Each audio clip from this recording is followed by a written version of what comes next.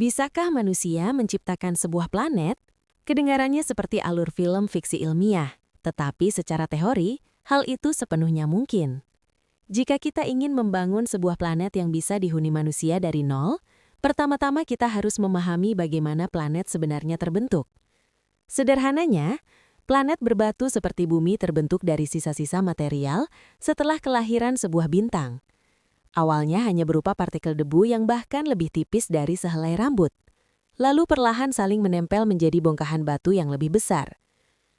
Setelah jutaan tahun tabrakan dan penggabungan tanpa henti, barulah terbentuk planet padat yang mampu menopang kehidupan. Jika alam semesta bisa membentuk planet secara alami, apakah manusia bisa mereplikasinya secara buatan?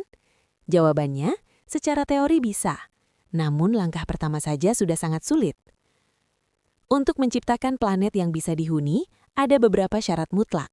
Harus memiliki atmosfer yang dapat dihirup, suhu yang sesuai, gravitasi yang mirip dengan bumi, serta orbit yang stabil. Dan itu baru konfigurasi paling dasar.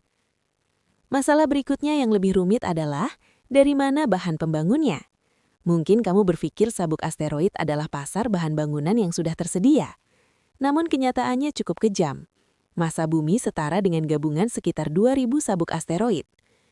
Ibarat mencoba membangun gunung Tai hanya dengan segenggam pasir, jumlah materialnya sama sekali tidak cukup. Tapi jangan lupa, di tata surya kita ada gudang raksasa, awan Oort. Sederhananya, ini adalah kumpulan pecahan es di wilayah terluar tata surya.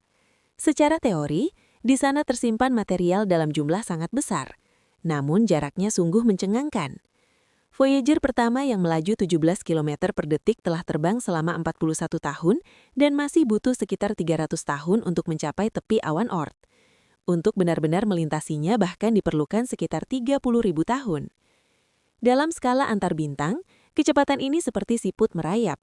Ibarat kamu berlari sprint 100 meter, tetapi harus menghabiskan beberapa generasi hanya untuk mencapai kompleks sebelah. Jadi, jika ingin mengambil material dari sana, kita harus terlebih dahulu menciptakan pesawat luar angkasa super yang bisa terbang sangat cepat dan membawa muatan besar. Kalau tidak, saat materialnya tiba, mungkin umat manusia sudah berganti beberapa generasi. Alternatif lain adalah memanfaatkan satelit planet lain. Misalnya, jika semua satelit Jupiter digabungkan, kita bisa membentuk planet dengan ukuran sekitar 7% bumi. Memang bukan bumi versi penuh, tetapi setidaknya titik awal yang lumayan. Namun syaratnya, kita harus mampu mengatasi gravitasi Jupiter dan menarik satelit-satelit itu keluar dari pengaruhnya. Sebenarnya kita tidak perlu membuat planet sebesar bumi. Besarnya gravitasi tidak bergantung pada ukuran, melainkan pada kepadatan. Jika kita memampatkan massa sebesar 10% massa bumi menjadi bola seukuran bulan, maka gravitasi yang dihasilkan bisa sama dengan gravitasi bumi. Seperti membandingkan 1 kg besi dan 1 kg kapas, yang menentukan berat bukan volumenya, melainkan jumlah materi di dalamnya. Tapi jangan lupa, meskipun masalah material dan gravitasi teratasi, waktu pembangunan yang sangat panjang tetap membuat orang gentar, setidaknya membutuhkan ratusan tahun untuk selesai. Setelah planet buatan itu akhirnya stabil mengorbit matahari, tahap berikutnya adalah renovasi. Mengirimkan air dalam jumlah besar agar menguap dan membentuk atmosfer awal. Bahkan kita bisa mengirimkan karbon dioksida hasil emisi industri dari bumi sebagai dasar atmosfer. Lalu menanam tumbuhan agar melalui fotosintesis secara perlahan menghasilkan oksigen. Setelah semua proses itu dan menunggu beberapa ribu tahun, generasi pertama manusia akhirnya bisa menginjakan kaki di planet buatan tersebut. Dan mungkin rasanya tidak jauh berbeda dengan bumi. Suhu yang nyaman, gravitasi yang familiar, pijakan yang terasa seperti kampung halaman. Namun ada satu kelemahan fatal. Ini tidak akan sestabil bumi. Dari awal hingga akhir, ia membutuhkan pemeliharaan aktif. Mulai dari pengaturan komposisi atmosfer hingga koreksi parameter orbit. Sedikit saja kelalaian, ia bisa berubah menjadi lingkungan yang mematikan bagi kehidupan. Pada akhirnya, membangun planet buatan lebih mirip keajaiban teoritis.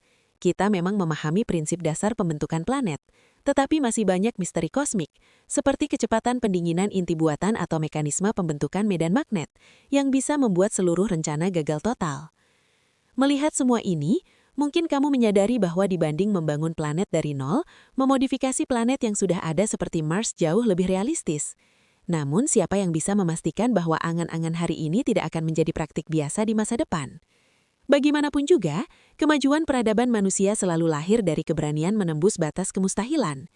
Mungkin 1.000 tahun mendatang, ketika manusia berdiri di atas planet buatan dan memandang matahari, mereka akan teringat pada gagasan yang dulu terdengar gila ini, bahwa batas alam semesta bukanlah lautan bintang, melainkan batas imajinasi yang berani kita capai.